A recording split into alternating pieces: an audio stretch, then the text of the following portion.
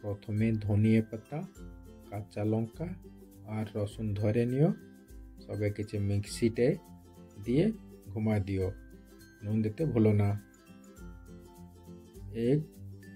এবার একটা বড় চামচ দই নিও আর এমন করে ফেটো যেমন বিউটি ক্রিম হয়ে যায়। এখন ওই গ্রিন চাটনি টাইপ পেস্টটা দইরে মারে দিও আর একটু চিলি ফ্লেক্স, ওই চাটনি যেমন মনে হয়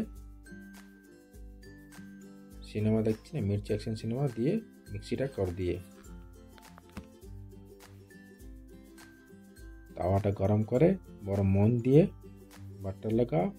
এবার ব্রেডটা নিও, দইতে ডুবাও, একদম সুইমিং পুলের মতো ঝোলে ঝোলে করে।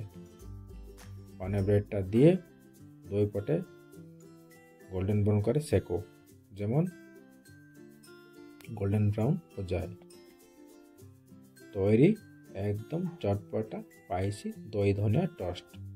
চায়ের সাথে দিয়ে মা কসম মুখে জল আসবে।